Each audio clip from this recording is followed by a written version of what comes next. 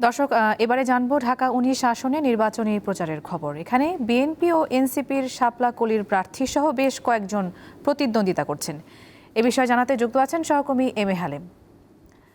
হালিম, আজ তো প্রচারণার শেষ দিন, তো প্রার্থীরা এখন পর্যন্ত পাল্টাপাল্টি কোনো অভিযোগ করেছেন কিনা জানাবেন, এবং সেখানে সার্বিক নির্বাচনী পরিবেশ কেমন দেখতে পাচ্ছেন?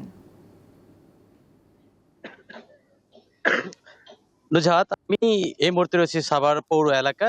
তো আপনাকে জানিয়ে রাখি, আজকের প্রচারণা যদিও শেষ মুহূর্তে চলে আসছে, তো সেখানে কিন্তু আমরা দেখতে পেয়েছি সকাল থেকে কিন্তু বিএনপি এবং এনসিপির যে প্রার্থী তারাই কিন্তু মূলত প্রতিদ্বন্দ্বিতা করছে। তারা দুজনই কিন্তু আজকে সকালবেলা বিএনপির যে প্রার্থী তিনি কিন্তু একটি জানাজায় গেছিলেন, তাছাড়া এনসিপির যে প্রার্থী তিনি একটি নির্বাচনী ইশতেহার আজকে ঘোষণা করবেন। এবং সেই হিসেবে এখন আমরা দেখতে পাচ্ছি যে এখানে পৌর এলাকার এখনো যারা এখানে অন্যান্য নেতা কর্মী রয়েছে তারাও কিন্তু এখন এখানে এই সকালবেলা থেকে তারা প্রচারণা শুরু করেছেন। যদিও এখানে আমরা দেখতে পেয়েছি মূল যে প্রার্থীগুলো তারা কিন্তু এখনো কিন্তু তারা মাঠে নামেনি, দুপুরের পর হয়তো মাঠে নামবে। এবং এখন যারা নেতাকর্মী রয়েছে স্থানীয় তারা কাজ করে যাচ্ছেন। আপনাকে জানিয়ে রাখি যে ভোটের দিক থেকে কিন্তু ভোটার সংখ্যার দিক থেকে এটি বাংলাদেশের দ্বিতীয় বৃহত্তম যে একটি আসন। এখানে প্রায় ৭,৪৭,০০০ ভোটার রয়েছে এবং সেই আসনটিতে কিন্তু এবার আমরা দেখতে পেয়েছি বিএনপির মনোনীত যিনি প্রার্থী রয়েছেন এবং তাছাড়া এনসিপির যিনি ১১ দলীয় জোটের প্রার্থী তিনিও প্রচারণা চালিয়ে গেছেন। যদিও এখানে জামাতের যে প্রার্থী ছিল তিনি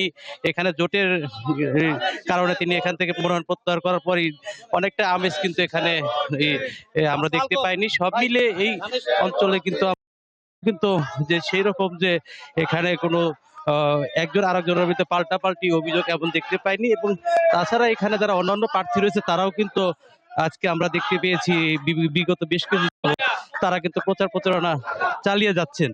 সব মিলে যদি বলি যে এই যে ঢাকা যে ১৯ আসন, সেই আসনটি কিন্তু এখন পর্যন্ত কিন্তু একেবারে জমজমাট প্রচারণা সেটি শুরু হয়েছে। এবং ভোটার যে আমরা দেখতে পেয়েছি উপজেলা প্রশাসনের পক্ষ থেকে কিন্তু ব্যাপক এবং আজকে একটি ট্রেনিং রয়েছে যারা এখানে রিটার্নিং অফিসার থাকবে তারা শুরু করেছেন ইতিমধ্যে। তো এই ছিল আমার কাছ থেকে ঢাকা ১৯ থেকে সর্বশেষ। দর্শক, সাভার থেকে সরাসরি জানাচ্ছিলেন আমাদের সহকর্মী এম এ হালিম।